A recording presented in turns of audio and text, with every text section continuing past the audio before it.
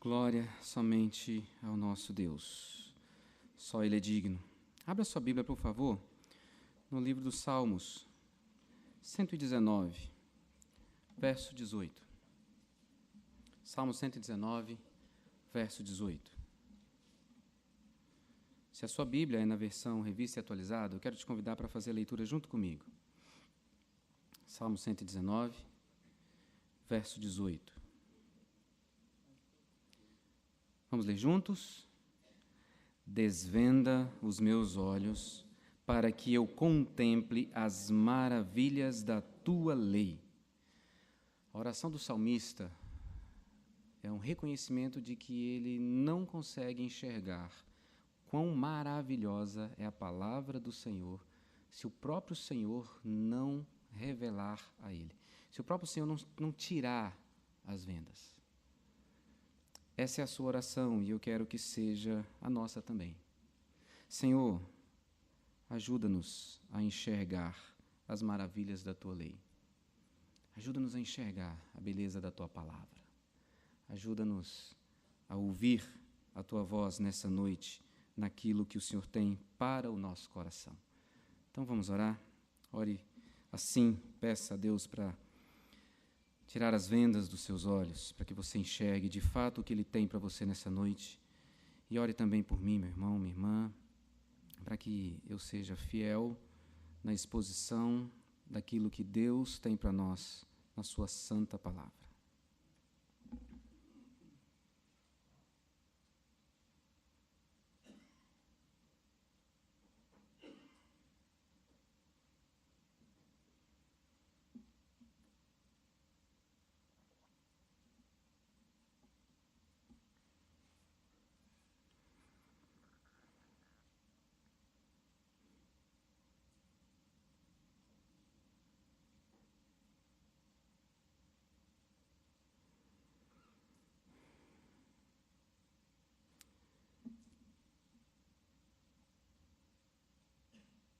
Senhor nosso Deus, é o Senhor que dá vida, é o Senhor que vivifica os que estão mortos, é o Senhor que desvenda os nossos olhos para enxergarmos as maravilhas da tua lei. É o Senhor que abre os nossos ouvidos para escutarmos a tua doce voz. É o Senhor que dá entendimento à nossa mente, para compreendermos as tuas maravilhas e os teus planos. Por isso, a ti seja toda a glória. Queremos te ouvir nessa noite, não o que queremos, mas o que precisamos. O que precisamos. E o Senhor sabe exatamente o que precisamos. Por isso, pedimos assim: tenha misericórdia, Pai, da nossa vida, e tenha misericórdia da minha vida, que tenho a responsabilidade, ainda que um privilégio, de compartilhar aquilo que o Senhor tem trazido ao meu coração nesse texto. Tudo isso redunde em adoração ao teu nome, edificação do teu povo, testemunho e pregação do teu evangelho. Em nome de Jesus. Amém. O que cremos, como vivemos. O que você crê sobre Deus vai determinar como você vive a sua relação com Deus. O que você crê sobre casamento vai definir a sua relação com o casamento. O que você crê sobre amizade vai definir como você vai relacionar-se em amizade. Se você crê que amizade é algo que Deus criou ou que existe para te servir, ótimo, você não vai ser amigo de ninguém. E você vai querer que as pessoas sejam suas amigas. Por isso nós estamos refletindo nesse livro de Efésios. Livro onde Paulo começa, na sua primeira parte, dizendo aquilo que ele crê, que nós, como igreja, como discípulos de Cristo, cremos, para que saibamos como viver. É por isso que nós estamos expondo a carta aos Efésios, e hoje, no capítulo 2, a partir do verso de número 11, eu quero que você abra a sua Bíblia e, por favor, mantenha aberta para que nós caminhemos por esse texto. Efésios, capítulo 2, versos de 11 a 22. Quem Deus é, quem nós somos, o que Ele fez, o que Ele está fazendo, como devemos viver. Essas são as perguntas que nós estamos respondendo através desta carta e muitas outras dentro disso. Essas são as perguntas chaves. Hoje, e para o pai que eu ainda não felicitei, feliz Dia dos Pais, uma alegria nossa termos recebido do Senhor esse mandato, e minha oração é que o Senhor continue te capacitando para exercício desse chamado. Mas hoje, Dia dos Pais, é um dia de muitas lembranças. É um dia de lembrança. Alguns se lembram, alguns mais velhos como eu, da infância com o pai e de momentos alegres que vivemos. Geralmente, esses momentos são os que nós buscamos nesse dia, mas também temos momentos de tristeza, quando nos lembramos, aqueles que assim já experimentam, dos pais que não mais aqui estão, que já faleceram. Lembrança é algo muito importante na vida da gente, e nós precisamos saber lidar com aquilo que está gravado na nossa memória e que, vez ou outra, nós resgatamos. Isso é tão importante que Deus usa o profeta para dizer que Ele quer trazer à memória aquilo que pode lhe dar esperança. Porque há muita coisa que eu e você puxamos pela memória, trazemos à lembrança e que não vai te dar esperança. Pelo contrário. E quando nós nos deparamos com esse texto, nós vemos que Paulo sabe da importância disso e fala aos gentios da igreja de Éfeso para que eles possam trazer à lembrança o que de fato vai ajudá-los a viver a partir daquilo que eles já têm de entendimento. E nós vamos ver isso nessa leitura. Portanto, lembrai-vos de que outrora, vós gentios na carne, chamados incircuncisão por aqueles que se intitulam circuncisos na carne, por mãos humanas, naquele tempo, estáveis sem Cristo, separados da comunidade de Israel e estranhos às alianças da promessa, não tendo esperança e sem Deus no mundo. Mas agora, em Cristo Jesus, vós que antes estáveis longe, fostes aproximados pelo sangue de Cristo. Porque Ele é a nossa paz, o qual de ambos fez um, e tendo derribado a parede da separação que estava no meio, a inimizade, aboliu na sua carne a lei dos mandamentos na forma de ordenanças, para que dos dois criasse em si mesmo um novo homem, fazendo a paz, e reconciliasse ambos em um só corpo com Deus, por intermédio da cruz, destruindo por ela a inimizade. E vindo, evangelizou paz a vós outros que estáveis longe, e paz também aos que estavam perto, porque por ele ambos temos acesso ao Pai em um Espírito. Assim, já não sois estrangeiros e peregrinos, mas concidadãos dos santos, e sois da família de Deus, edificados sobre o fundamento dos apóstolos e profetas, sendo Ele mesmo, Cristo Jesus, a pedra angular, no qual todo o edifício bem ajustado cresce para santuário dedicado ao Senhor, no qual também vós juntamente estáis sendo edificados para a habitação de Deus no Espírito. Amém. Deixe a sua Bíblia aberta, por favor. Na última mensagem, o pastor Reiner expôs os versos de 1 a 10. E ali ele destacou para mim e para você que o homem está separado de Deus, alienado de Deus por causa do pecado, está morto por causa do seu pecado. O pecado gera morte e morto não se relaciona com Deus. Deus, por amor, dá vida aos que creem. E Ele mesmo dá fé para esses. A fé gera vida. E a fé é dada por Deus. Você vê isso na sua Bíblia, no verso de número 8. Porque, pela graça sois salvos, mediante a fé, e isso não vem de vós, é dom de Deus. A fé, portanto, não é mérito humano. A fé é dádiva divina. A salvação é de graça, não se paga por ela. porque Cristo já pagou na cruz. E essa graça recebida constrange de tal forma que se passa a testemunhar dela. Por isso, o verso 10 diz que nós somos feitura dele, somos novas criaturas em Cristo Jesus para essas boas obras que Deus preparou há muito tempo para que nós andemos nela. Capítulo 2, os versos de 1 a 10, trata então da união espiritual daqueles que creem com o Deus Todo-Poderoso, Pai, Filho e Espírito Santo. Fala da graça abundante que nos alcançou. É o trecho que trata da ação divina para resolver o problema da humanidade, o seu pecado.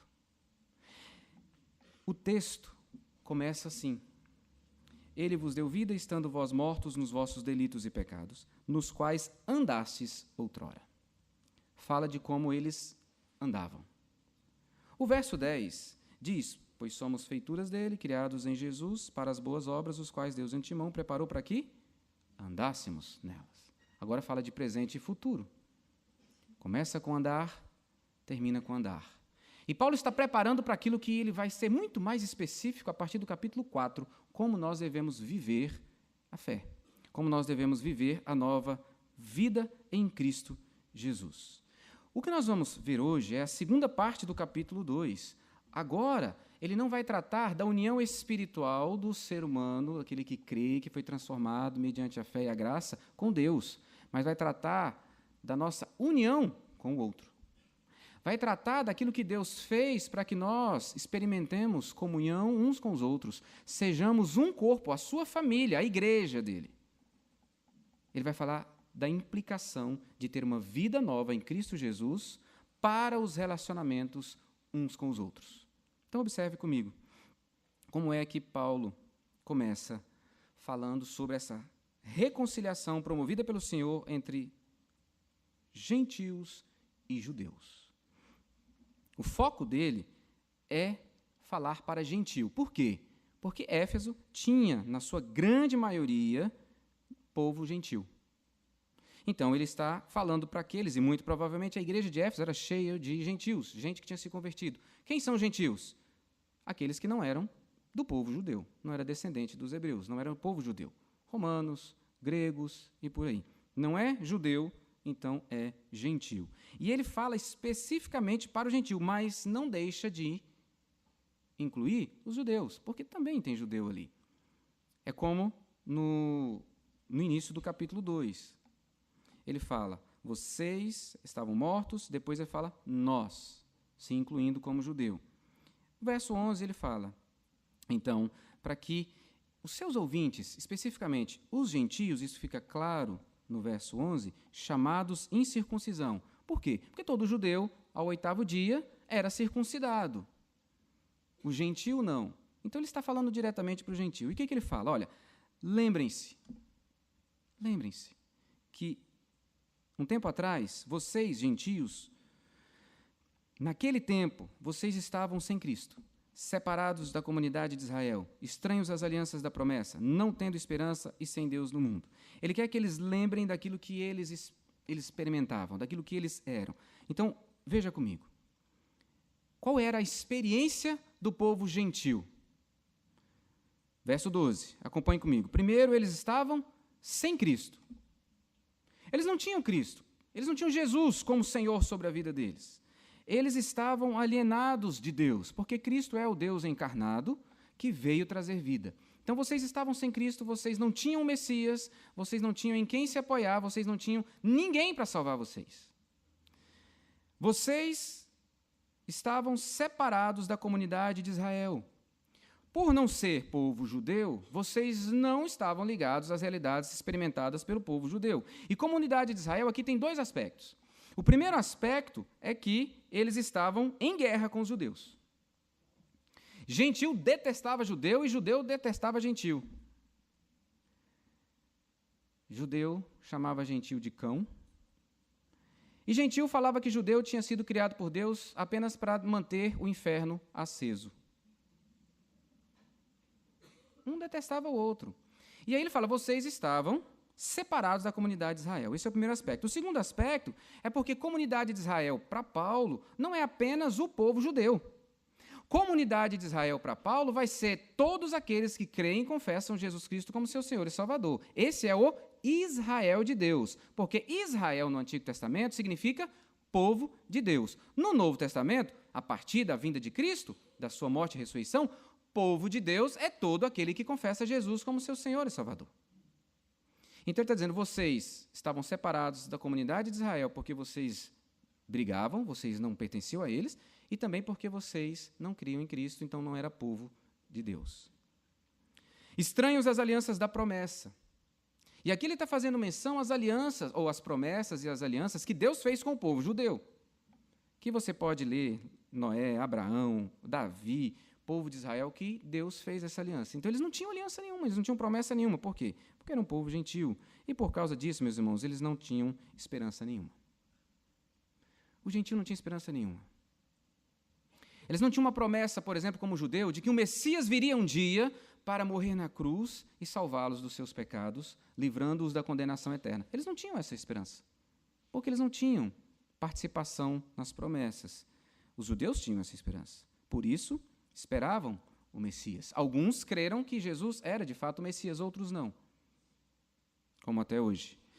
E é por isso que os gentios estavam perdidos no mundo, sem Deus, o Deus verdadeiro. Eles tinham seus ídolos, como a gente vê no verso de número 3, entre os quais também todos nós andamos outrora, segundo as inclinações da nossa carne, fazendo a vontade da carne, dos pensamentos, e éramos por natureza filhos da ira, como também os demais.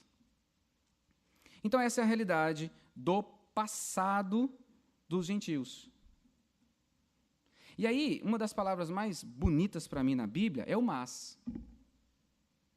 O pastor Reiner falou sobre isso aqui, o verso 4, depois que fala que nós estamos mortos, estamos perdidos, estamos presos na nossa própria paixão carnal, o verso 4 diz, mas Deus, sendo rico em misericórdia.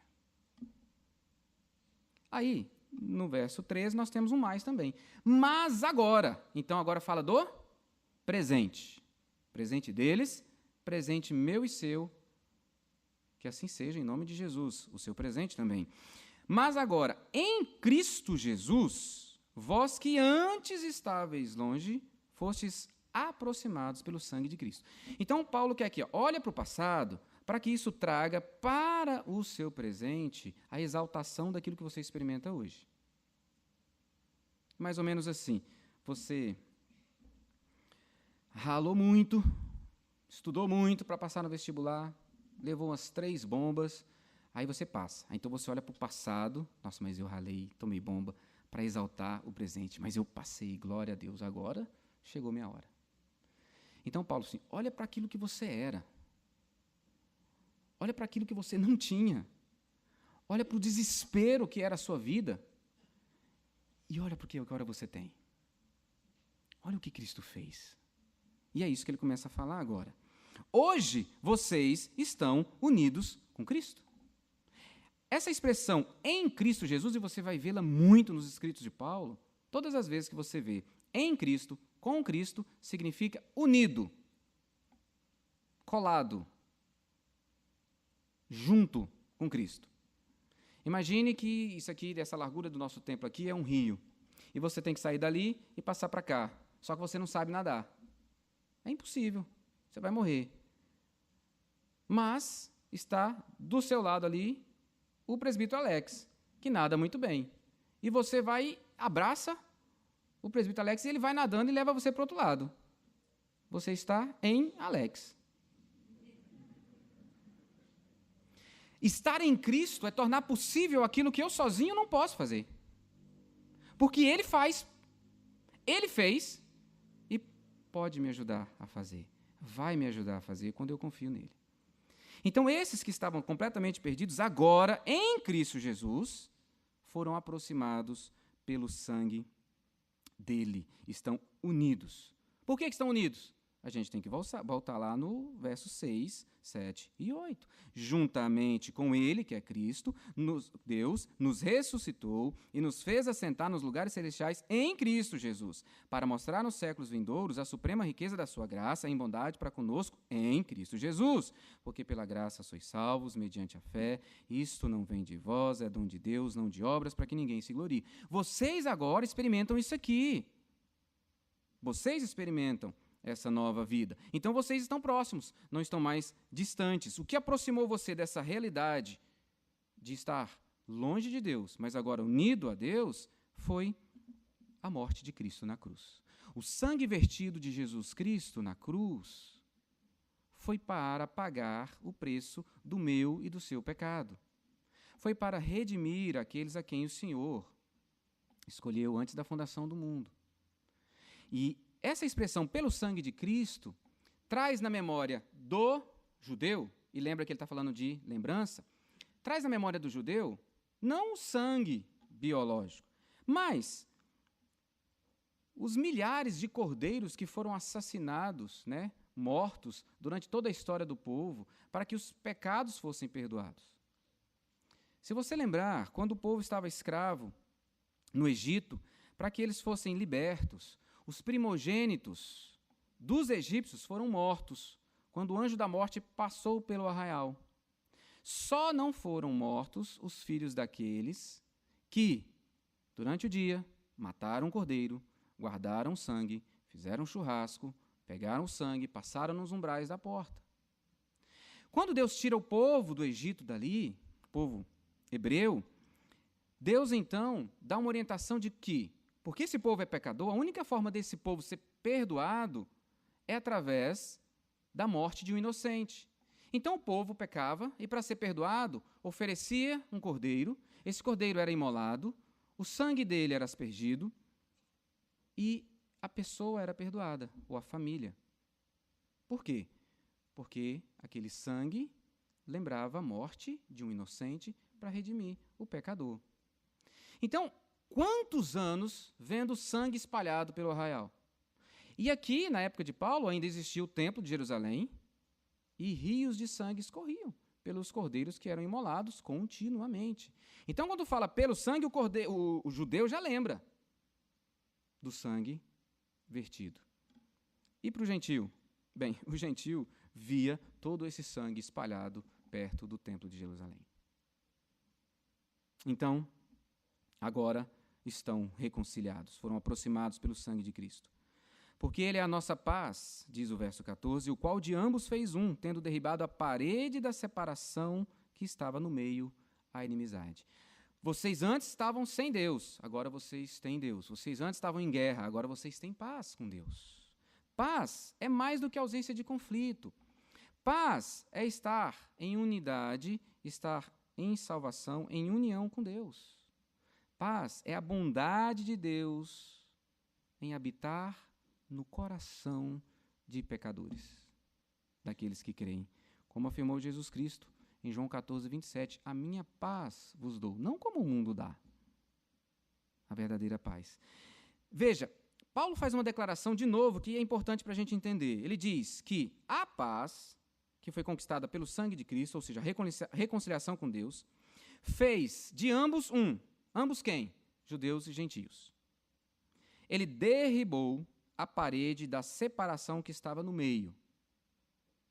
Essa parede é chamada de inimizade. Que parede é essa? O que está na cabeça de Paulo? O templo de Jerusalém, ele era cercado por paredes para impedir um determinado espaço onde o gentio não podia entrar. De jeito nenhum. Flávio Josefo vai dizer, que é um historiador, ele vai dizer que existia uma parede de fora a fora, de 1,40 m, e placas de pedra com inscrições em grego e latim, com os seguintes dizeres: nenhum estrangeiro tem permissão de entrar na balaustrada em torno do santuário e do pátio. Quem for pego será responsável por sua decorrente morte. Judeu não podia entrar gentil não podia entrar naquele lugar. Então ele fala assim, existe uma parede que não deixa o gentil entrar para estar com Deus, porque o templo simbolizava a presença de Deus no meio do povo. Então o judeu ia, para o templo, porque ele acreditava que Deus estava presente ali. E ali ele adorava e pedia perdão pelos seus pecados e tinha intimidade com Deus, relacionamento com Deus. O que o povo judeu fez? Parede para que o gentio não tivesse intimidade com Deus, não tivesse relação com Deus, não adorasse a Deus, não chegasse no templo. E isso provocava inimizade entre eles, judeus e gentios, e impedia o gentio da amizade, ou da intimidade, ou da relação com Deus. O que Paulo afirma aqui é que Deus acabou com isso. Deus destruiu não só a parede, meus irmãos. Até aqui, Paulo falando, ele só destruiu mesmo a parede, mas depois ele vai destruir o templo. Porque Paulo vai ensinar isso para a gente. Templo agora é você e eu. Templo do Espírito Santo. Santuário de Deus. E ele fala isso já aqui embaixo. Somos edificados para a habitação de Deus no Espírito. Então, Jesus Cristo, quando vem, ele destrói essa parede que impedia de gentio e judeu andarem juntos. E destrói essa parede que nos impedia de chegar a Deus. Como ele fez isso? Através de Jesus Cristo, cumprindo a lei. Veja o verso de número 15. Aboliu na sua carne a lei dos mandamentos na forma de ordenanças, para que dos dois criasse em si mesmo um novo homem, fazendo a paz, e reconciliasse ambos em um só corpo com Deus, por intermédio da cruz, destruindo por ela a inimizade.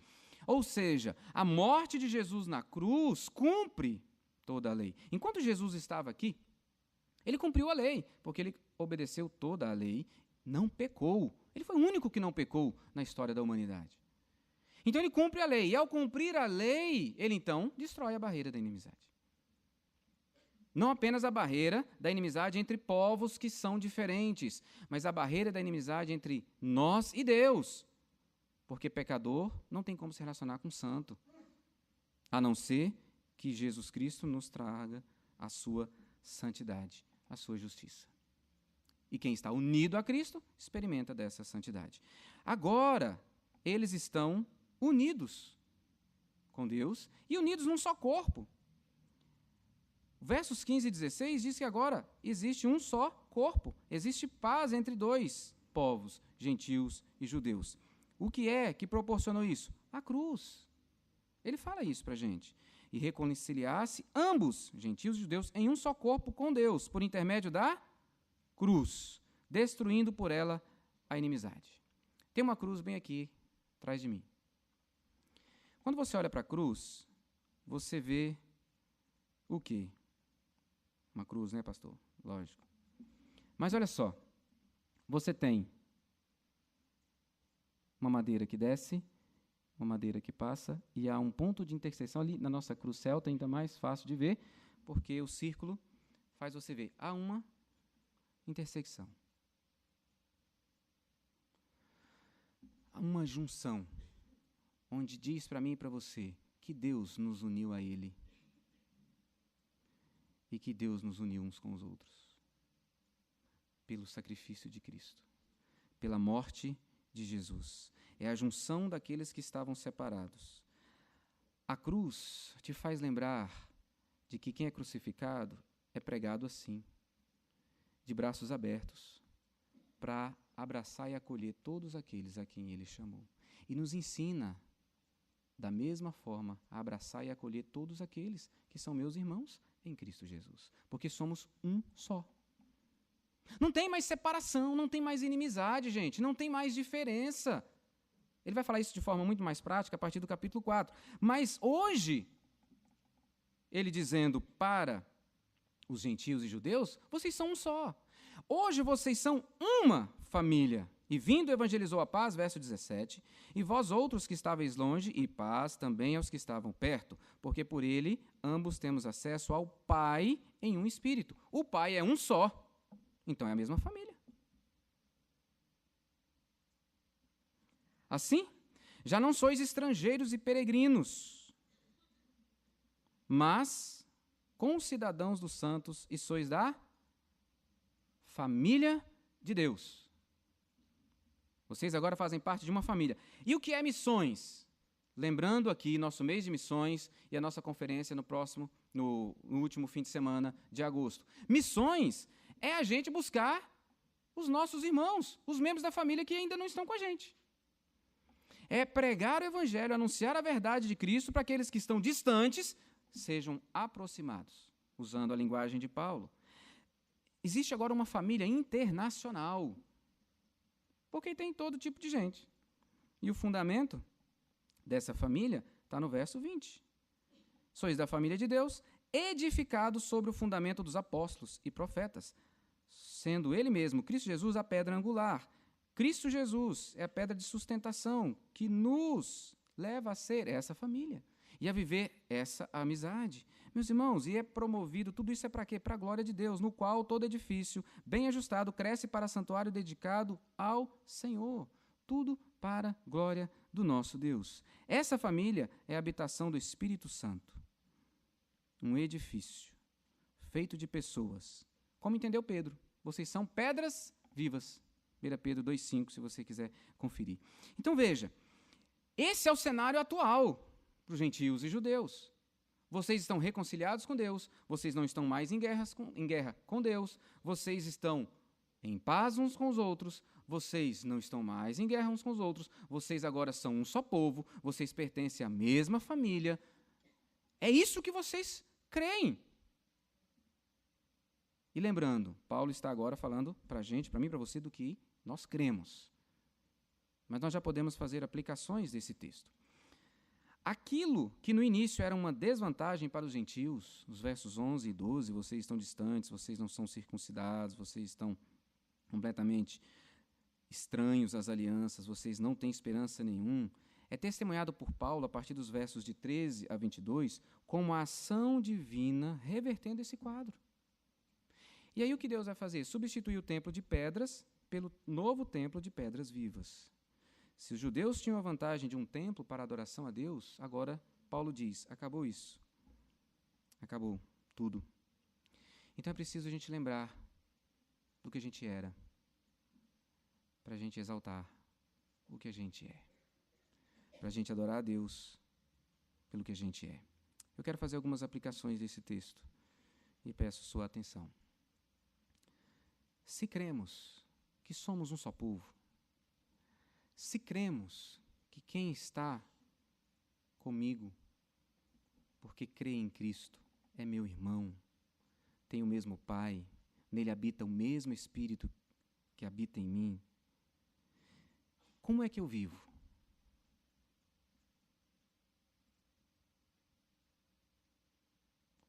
Como é que eu vivo? Eu trabalho, eu sirvo, eu amo, eu busco a unidade, eu busco os que estão distantes, porque são meus irmãos, é gente da minha família, é gente que eu quero junto comigo, é gente que eu quero servindo junto comigo, adorando, cantando junto comigo. Então, isso já fala para mim e para você de evangelização, isso fala para mim e para você de discipulado, de querer ver gente mais parecido com Cristo, isso fala para mim e para você de comunhão. Gente, nós tivemos no domingo passado e ontem momentos assim deliciosos de conversa, de brincadeira, de comer juntos, que foi o Junta Panelas no domingo. Cada um trouxe o seu prato e nós repartimos e todos participaram e sobrou. E ontem um piquenique para celebrar o Dia dos Pais. E a criançada lá, alguns jovens, muitos adultos, um tempo gostoso. Família, somos família. Paulo está mostrando para a gente. Acabou. Agora, vamos ampliar um pouquinho. Um assembleano é família minha. Glória a Deus. Um batista, um metodista, talvez até alguns católicos. Porque se ele crê e confessa Jesus como seu Senhor e Salvador, ele é parte dessa família. O que precisa está lá nos versos 2, de 1 a 10. No capítulo 2, versos de 1 a 10. E às vezes nós lidamos como se isso não fosse uma verdade. Então, o que eu creio determina como eu vivo. Se a gente começar a crer nisso aqui, então a gente vai viver diferente. Se eu e você cremos que é por graça que nós recebemos, não há mérito em nós, por que a gente acha que é melhor que o outro? Se eu recebi salvação de graça e o Gabriel recebeu salvação de graça, por que eu acho que eu sou melhor que o Gabriel? Por que eu vou tratar o meu irmão como se ele fosse inferior a mim? Então essas verdades vão mexendo com a gente. Se não há mérito particular, por que eu acho que eu sou mais santo que o outro? Por que pensar que eu sou melhor do que o outro? E aí isso, se eu assim penso, eu não respeito o outro. Eu não ouço o outro. Se eu creio que eu não posso confiar em mim mesmo, mas que Jesus Cristo é que tornou tudo isso aqui possível, e que somente Ele pode agir na minha vida para edificação, por que eu vou querer fazer as coisas com as próprias forças? Por que não depender e confiar em Jesus Cristo? A forma como Paulo constrói é, para mim, sensacional, porque ele está falando de unidade. Está falando desse corpo que foi formado, de Cristo. Está falando da igreja, daqui a pouquinho eu vou falar sobre isso. Mas olha só o que ele usa para a gente entender como modelo dessa união. A Trindade está presente nesse texto. Pai, Filho, Espírito Santo. Para falar de unidade de um corpo, ele coloca Pai, Filho e Espírito Santo presente. Olha aí comigo. No verso 18, o que ele diz? Porque por ele ambos temos acesso ao Pai, Deus Pai. Versos 12, 13, 20 e 21, ele fala de Cristo. Antes vocês estáveis sem Cristo. Mas no 13, mas agora em Cristo. Verso 20, edificado sobre o fundamento dos apóstolos e profetas, sendo ele mesmo, Cristo Jesus, a pedra angular. Verso 21, no qual todo edifício bem ajustado cresce para santuário dedicado ao Senhor e Senhor Kyrios, Cristo. Mas o Espírito Santo está aí também, verso 18. Acesso ao Pai em um Espírito. E também no verso 22, no qual também vós juntamente estáis sendo edificados para a habitação de Deus no Espírito. Para que colocar a Trindade assim no texto para a gente? Para mostrar que a harmonia que há entre eles é a harmonia que tem que haver entre nós. Glória a Deus. Porque se somos criados à imagem e semelhança desse Deus que é trino, então nós não fomos criados para viver sozinhos, mas em harmonia, em relacionamentos santificados pelo poder do Evangelho, fundamento dos apóstolos. Meus irmãos, resumindo, Paulo está falando de igreja. A família de Deus é a igreja. O corpo de Cristo é a igreja. Esse povo que se une no poder do Espírito Santo, ou que é unido no poder do Espírito Santo, é a igreja. Aí, o que Paulo começa a falar, e depois ele vai ampliar, e a gente vai ver isso em breve, não hoje, é que igreja é o conjunto, a união, de todos aqueles que creem e confessam Jesus como seu Senhor e Salvador. Isso é a igreja. Esse povo, esse corpo. Todo aquele que o Espírito Santo habita faz parte da igreja. A igreja existe em Jesus Cristo, através de Jesus Cristo, para a glória de Jesus Cristo. A igreja é fruto dessa aliança que Deus faz com o seu povo escolhido. A igreja é composta pelos crentes em Cristo Jesus, seus discípulos, seus seguidores, passado, presente e futuro. A igreja, então, ela é essa comunidade dos que adoram a Deus e que testemunham, a igreja visível, eu, você, nós que estamos aqui nessa terra. Mas existe a igreja invisível, todos aqueles que creem em Cristo, confessaram e confessam, ou aqueles que já fizeram isso no passado, que nós não sabemos. E até aqui hoje, tem gente, nessa noite, nesse lugar, que faz parte da igreja invisível. Por quê? A igreja visível é aquele que eu vejo. Eu vejo ali e falo assim, o presbítero Marcelo é crente em Jesus Cristo, faz parte da igreja. Mas pode ter alguém aqui que, ainda que esteja conosco, ainda que confesse Cristo, para nós, ainda não tenha confessado Cristo como seu Senhor. Então, ele pode fazer parte da igreja visível, mas não parte da igreja invisível, que é aquele que só o Senhor sabe. Só o Senhor sabe. Ele conhece.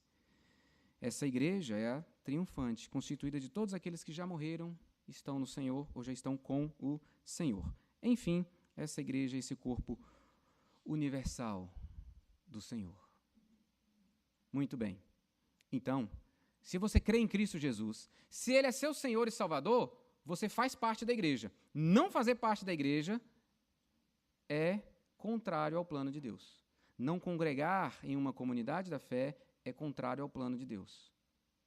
Porque ele diz que todos aqueles que antes estavam separados agora foram aproximados. Aproximados para fazer parte de um corpo. Estão unidos para viverem como esse corpo. Embora muitas denominações, a igreja é santa e consagrada ao Senhor. Ela é uma só. A igreja, ela é universal. Todo mundo. A igreja, ela é apostólica, porque ela é fundamentada, fundada, edificada no fundamento dos apóstolos. Meus irmãos, ser transformado por Cristo Jesus em seu seguidor e discípulo significa fazer parte da sua igreja universal. Não universal do reino de Deus. A igreja universal em todo o mundo. Tem coreano, tem chinês, eu não conheço, é meu irmão em Cristo. Tem americano, tem russo, tem acriano. Nossos irmãos em Cristo. Somos um povo. Na glória eterna estaremos todos juntos, adorando, cantando a Ele seja a glória. A Deus seja a glória. Então veja, quando e existe um número crescente na estatística do IBGE dos desigrejados. É um entendimento errado. Errado, contrário ao plano do Senhor. Porque Deus nos fez para vivermos juntos e em igreja vamos sendo transformados à semelhança de Jesus Cristo.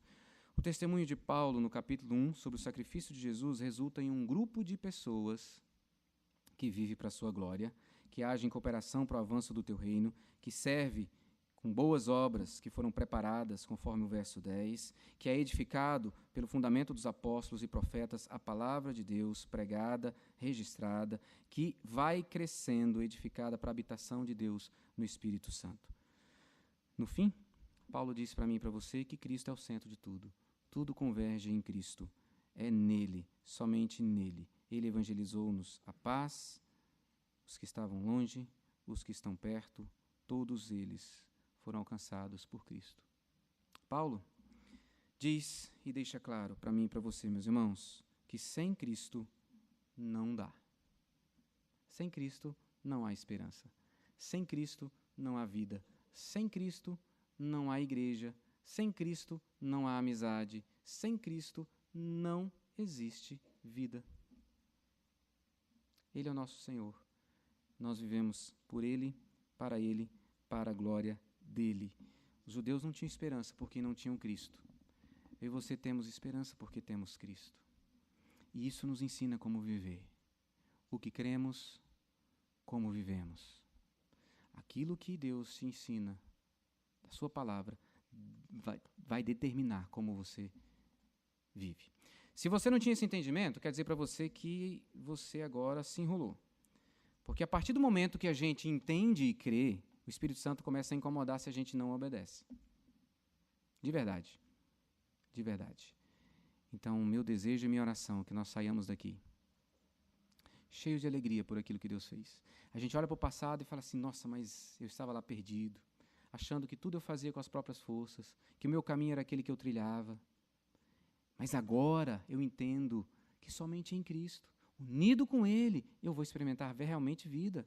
Unido com Ele, eu vou ser amigo verdadeiramente. Unido com Ele, eu vou fazer parte de uma comunidade da fé que não é perfeita, mas que está buscando seguir Jesus e ser cada dia mais parecido com Ele. Aí você glorifica, você louva, você diz aleluia, você diz glória a Deus. E você ama seus irmãos, e você perdoa seus irmãos, e você se une com seus irmãos para testemunhar dessa verdade. Eu quero te convidar a fechar os seus olhos e fazer a sua oração. Olha, Senhor, à luz daquilo que o Espírito Santo trouxe. Como você tem vivido à luz daquilo que você tem aprendido do Senhor?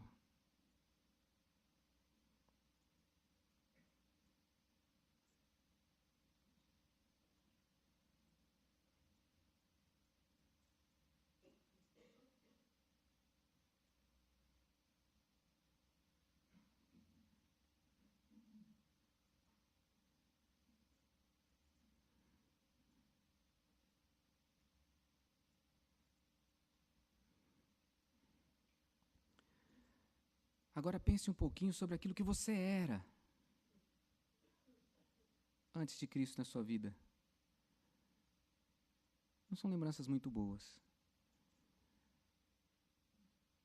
Mas agora, pense sobre o que você é em Cristo Jesus. Pense naquilo que Ele fez. Talvez naquilo que você deixou de experimentar. Mas Ele fez por você. E Ele é seu Senhor.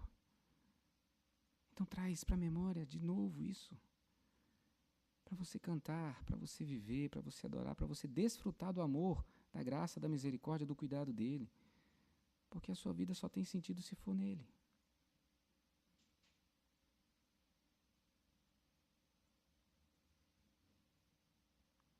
Mas talvez você esteja aqui e você não tem como lembrar comparando com o hoje, porque o seu hoje ainda é o passado. Para o seu hoje se tornar o presente em Cristo, o convite de Jesus é para que você se una a Ele.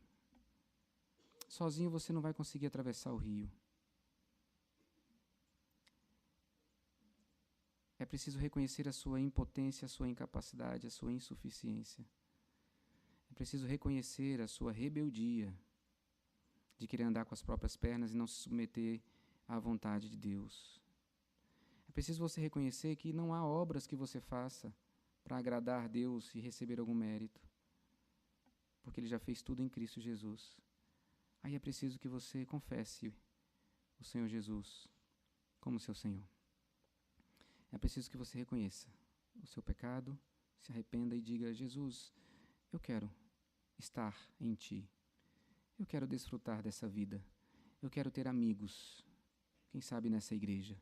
Eu quero viver isso que o Senhor preparou para mim. Eu quero caminhar até onde o Senhor está, porque não existe mais barreira, não tem mais muro, não tem mais véu. Eu posso chegar até onde o Senhor está, por causa do que Cristo conquistou na cruz. Eu entrego a minha vida para que o Senhor seja o Senhor da minha vida. Se você fez essa oração, ao término do culto, eu queria que você falasse comigo lá à porta. Pai, obrigado. Obrigado porque o Senhor vai trazendo para a nossa vida aquilo que nós precisamos aprender e reconhecer para viver. E eu quero te louvar. Louvar pela minha vida.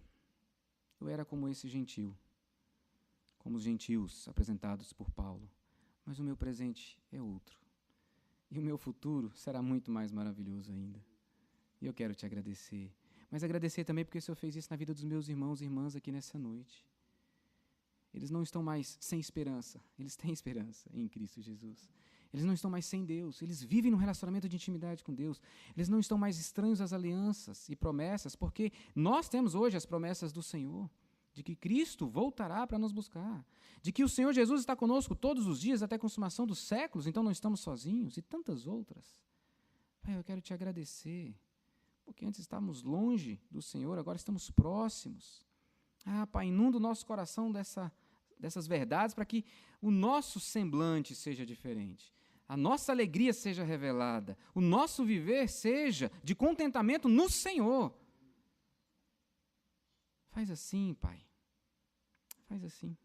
Como igreja, queremos viver para Ti, queremos desfrutar do Teu amor perfeito, santo, justo. Em nome de Jesus Cristo. Eu peço por aqueles que nessa noite estão aqui e talvez sem esperança, diante das dificuldades e lutas. Pai, Jesus é a nossa esperança, então traz essa convicção para esses queridos irmãos, seja por problema de enfermidade, seja por problema no trabalho, seja um relacionamento conjugal quebrado, seja um relacionamento com o filho, com o pai, com o amigo, com o namorado. Em nome de Jesus, traz a esperança, gerando confiança e dependência para seguir o caminho do Senhor. Faz assim, Pai, nós te pedimos orando em nome de Jesus. Amém.